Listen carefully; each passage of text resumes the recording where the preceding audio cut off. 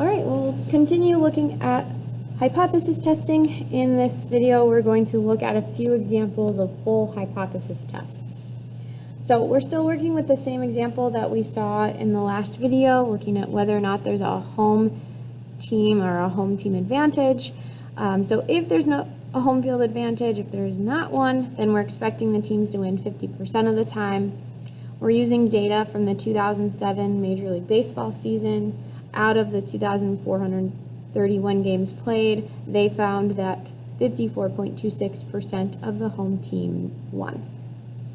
Okay, so we're looking at, does this 50% or this variation from the 50%, is it due to just sampling variability? Is it because our sample was just random? Or is this evidence to suggest that there is such thing as a home field advantage? Now, every time that we're running a hypothesis test, we're going to use an acronym called PHANTOMS. Each letter in PHANTOMS stands for a different process or a different item that you need to include when you're running a hypothesis test. You're going to get really, really good at PHANTOMS. Every time you see hypothesis test, or sometimes they just say, does this give evidence to suggest? That should lead you to think of PHANTOMs. So on this page, we're going to go through an entire hypothesis test looking at each piece of PHANTOMS. Okay, the P in PHANTOMS stands for parameter. So we want to think about what that P value is, what we are assuming to be true in the population. So we're trying to prove whether or not there is a home field advantage. Our assumption is that there is not. We're trying to prove that there is. We're going to assume that there isn't. So I'm going to say, if there is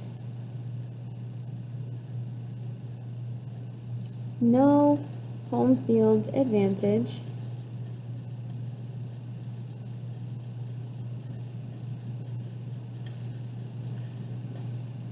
teams should win. I guess I should say home teams.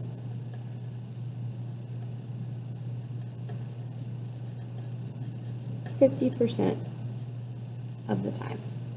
Okay, in other words, we are thinking that P is equal to 0.5. Okay, the H in hypothesis, or the H in PHANTOMS stands for your hypotheses. So we're going to list our null hypothesis and our alternative hypothesis. What's nice about listing the parameter up here, that's the same thing as your null hypothesis. So we are going to assume that P is 50%. Okay, I'm trying to determine if there is a home field advantage. If there is a home field advantage, then P will be greater than 50%. So I would write that as P is greater than 0.5. The A in PHANTOMS stands for assumptions or conditions. So just as we saw with sampling distributions and confidence intervals, I do need to check my conditions before I proceed. Now what's nice is those conditions are the same as we've seen for all of our proportion stuff. So my first one is I need to make sure this is random. Reading through, I don't see the word random, so I have to make sure that these 2,431 games represent all Major League Baseball games. There's nothing telling me that this 2007 season was any different than the others. So I'm going to say 2,431 games should represent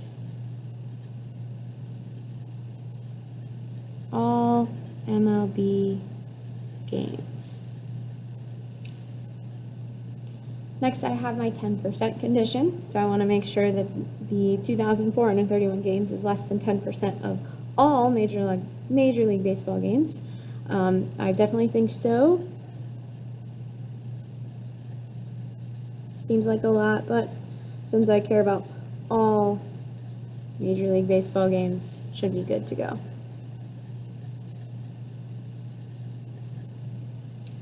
My third condition, I want to make sure I have at least 10 successes and failures. So I'll take my 2,431, multiply by P, kind of different there. Since we have P, we actually want to multiply by P, not P hat. So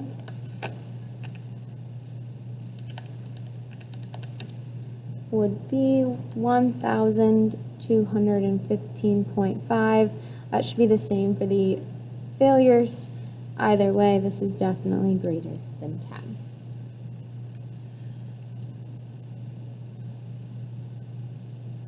Okay, N in Phantom stands for naming the test. At this point, this will seem a little silly since we've only learned about one hypothesis test. Eventually, we will learn about several other hypothesis tests, so you'll see the importance of this as we move on. Right now, this test is called a one proportion z-test. Okay, one proportion standing for the one proportion that they gave us, just the 54.26%. Z-test because we're using z-scores. Okay, the T in Phantom stands for test statistic. So we are going to now list what our actual sample looked at, our p-hat. So our p-hat, they told us, was that 54.26. So I'm going to write that as 0.5426. Oftentimes students get confused, should I use p or p-hat here when I'm checking conditions? You should be using p until you get to the t. Once you get to the test statistics and phantoms, then you can start working with p-hat. Okay, the O in Phantoms stands for obtaining your p-value. This is the mathy portion of our problem. So what we're going to do here is build our normal model and test how rare it is to get a proportion that we have listed above. Now, in order to make a normal model, there's two things I need. I need an expected value, or a mean, and I need to find standard deviation. Okay, now again, we've seen this mean and standard deviation way back in chapter 18 when we looked at sampling distributions. Your mean or your expected value for p-hat should just be what we expect to happen in the population, so it should just be our p, which is 0.5. Our standard deviation tells us to take the square root of p times q over n. Again, we're not using p-hat and q-hat there because I have p and q. If you have p and q, you want to use those. So 0.5 times 0.5 over the 2,431 gains.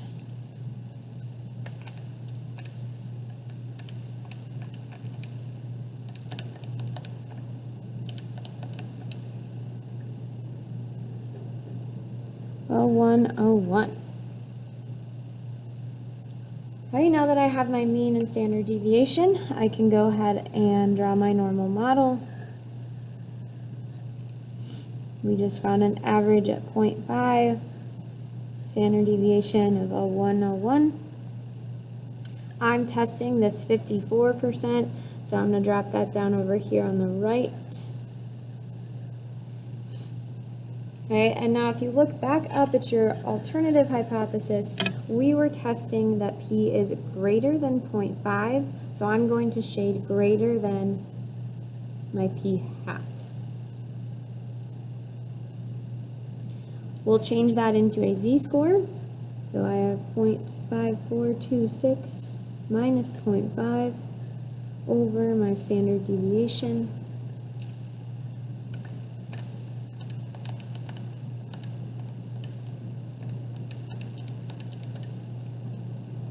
Get a z-score of 4.22 after rounding. Okay, from here I'm going to use normal CDF to find this shaded area, so second bars. My lower bound is my 4.22, upper bound is just a very large number.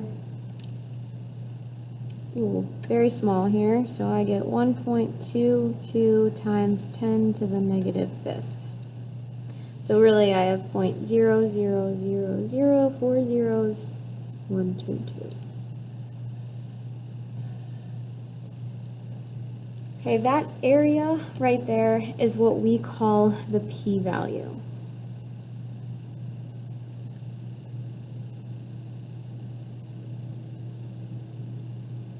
Okay, once you have found the p-value, what we're going to do is make a decision. So I want to kind of look at my hypotheses here. What I have found is that if the true proportion is 0.5, there is a very, very, very small chance that I would get a p-hat of 54%. But we actually got a p-value of 54%. This happened in real life. We collected this data. This actually happened. So because this p-value is so low, what we're going to say is, I don't think that this null hypothesis is true. Here's how we're going to say that. I'm going to say because or since the p-value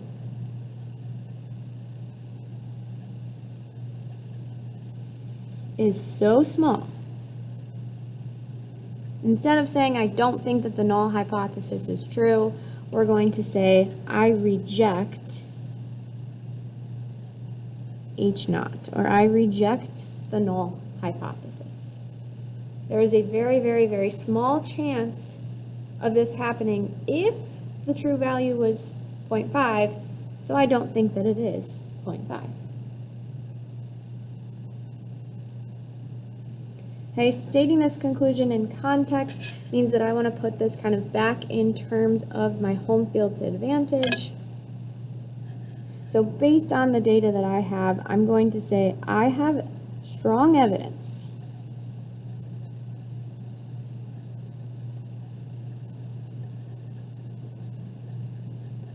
that I don't think that H naught was true, right? I have strong evidence that this guy is not true. So what do I think? I think that the p-value is greater than 0.5.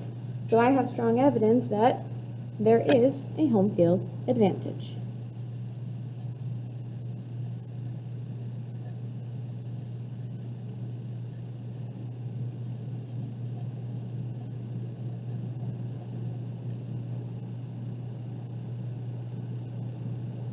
Okay. Hypothesis testing can be quite daunting. It's a very long problem. As you look here, it takes up the entire page. What's nice is that a lot of this is review. Everything in this we already know how to do. We've been practicing this since chapter 18. Conditions we've checked all the time. It's just a matter of kind of putting all of these things together to run that hypothesis test.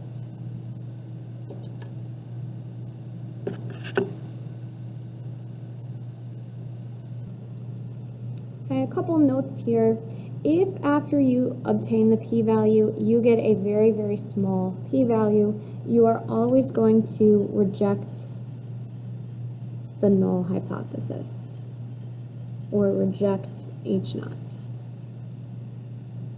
Okay, small p-values mean there's a small probability of something occurring given that the null hypothesis was true.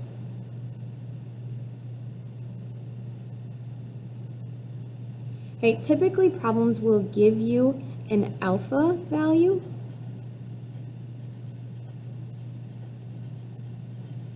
So they'll write just alpha equals 0.05.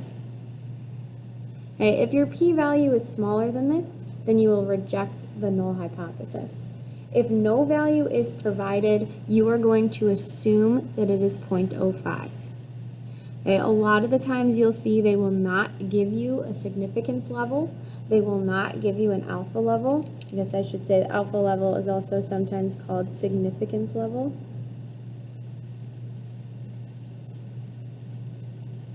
If they don't give it to you, you're going to compare p to 0.05. So if you get a p-value that's smaller than 0.05, you're going to reject the null. If your p-value is large, you are going to fail to reject the null hypothesis, or H naught. Okay, large p-values mean there's a high probability of something occurring, given that the null hypothesis was true. We do not have enough to prove that the null hypothesis is 100% true. So we are never going to accept the null hypothesis. We will only fail to reject it. We will never accept the null hypothesis. We will only fail to reject it. Okay, here's my example why. You guys know at this point I love true crime. Okay, so I think about what happens in a court system. When you go to court, you are assumed to be innocent. And they're going to try and prove the alternative, which is they're going to try to prove that you're guilty. But we assume your innocence. Okay, if I get a very, very small p-value, so let's say that p is equal to 0.01. Okay, that's super, super small, so I'm going to reject the null, and I would say that you are guilty. I would have strong evidence to suggest you're guilty. If I get a large p-value, so I get like, I don't know, 12% here. Okay, 12 would mean I failed to reject the null. So I now think that this part is true. Do juries ever say, we think you are innocent? No, they never say you are innocent. Instead, what they'll say is, you're not guilty. We find the defendant not guilty. They'll never ever say, we think you're innocent, but instead they'll say, we think it's not guilty. Okay, keep that in mind as we're going through hypothesis testing. You can never accept the null, you can only fail to reject it. All right, let's go and look at one more example. So example 2 says, a 1996 report of the U.S. Consumer Product Safety Commission claimed that at least 90% of all American homes have at least one smoke detector. A city's fire department has been running a public safety campaign about smoke detectors consisting of posters, billboards, ads on the radio and TV and the newspaper. The city is wondering if this effort has raised the local level above the 90% national rate. Building inspectors visit 400 randomly selected homes, found that 376 have smoke detectors. Is there strong evidence that the local rate is higher than the national rate? Okay, this is there strong evidence. That should be your clue that we are running a hypothesis test. So I'm going to use phantoms here. Okay, the P in phantom stands for the parameter, so I have to think about what I am assuming to be true. Okay, I'm comparing this local rate to the national rate. So I'm going to say that it should match the national rate. This campaign will not work, so I'm going to say that the local rate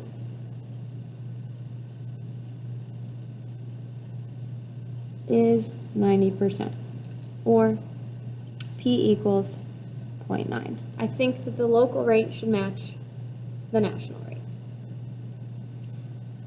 Hypothesis test, I should have two, my null hypothesis and my alternative. I'm assuming that these guys are the same, so I'm assuming that P is 0.9.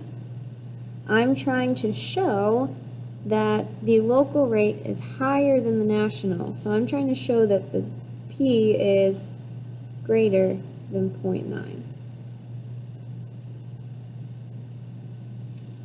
Okay, A in phantoms stands for my assumptions and conditions. I'm going to check my three conditions here. The first one is random. Did we randomly select homes? We did. It says so right there.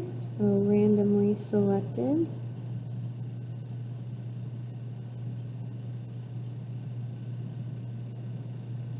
%% condition, do we think that 400 homes is less than 10% of all homes? I do.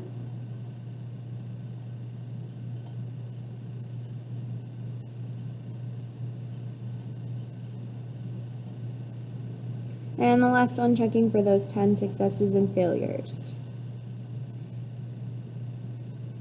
I don't really even need to do any work here because they already told me that 376 of them have smoke detectors, so that's greater than 10.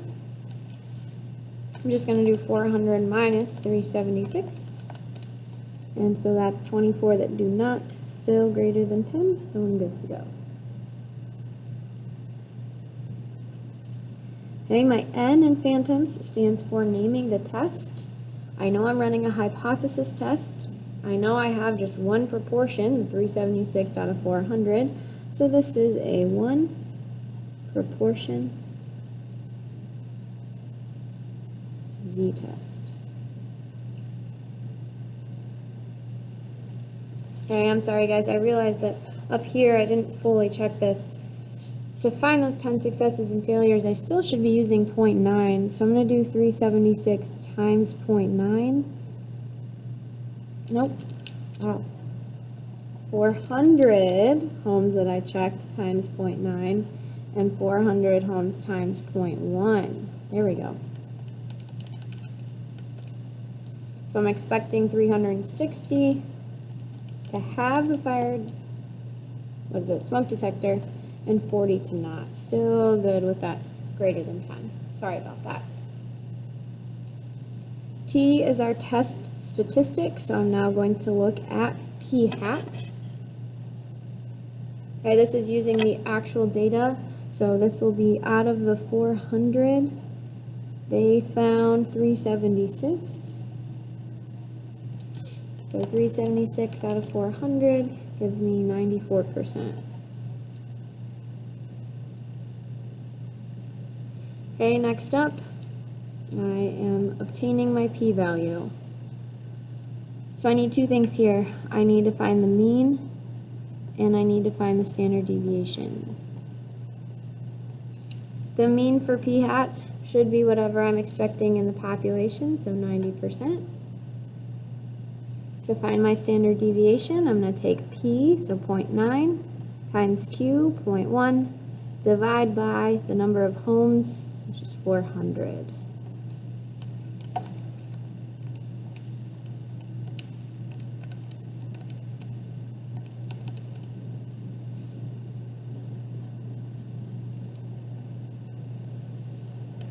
Once I have mean and standard deviation, I have enough to draw my normal model.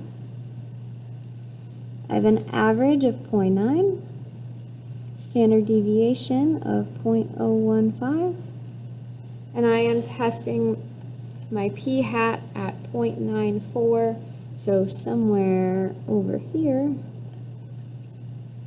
And again, I was looking for greater than, so I'm going to shade to the right. I'm changing 0.94 into a z-score.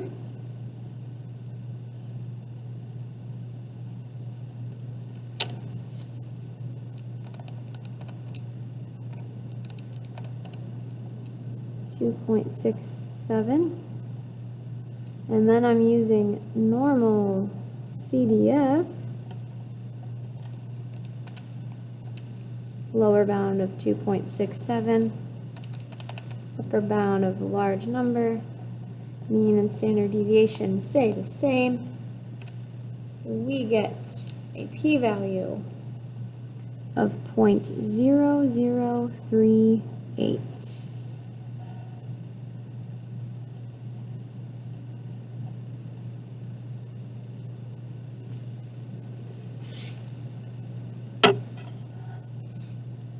Okay, I'm moving on here to M, which is making a decision.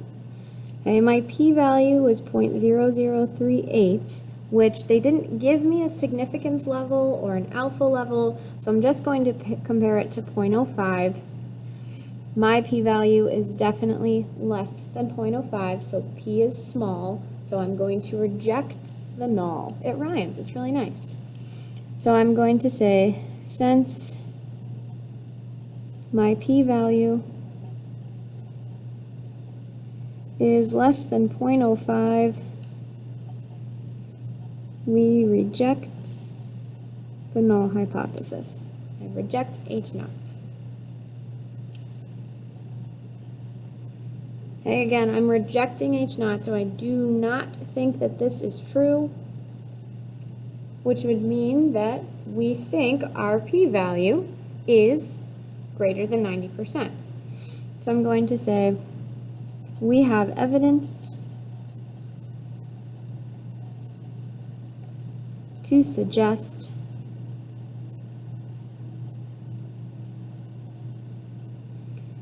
that the local rate of smoke detectors, sure you're putting it in context there, is greater than 90%. Okay, I like to go back and kind of read again what they were talking about. In this case, the fire department was running this big campaign, right? They were doing posters and billboards and ads on the radio. So if I have this evidence that suggests the rate is greater than 90%, it means that that campaign was effective. So I like to include that in there. The campaign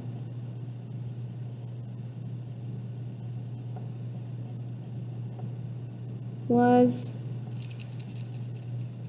or seems to be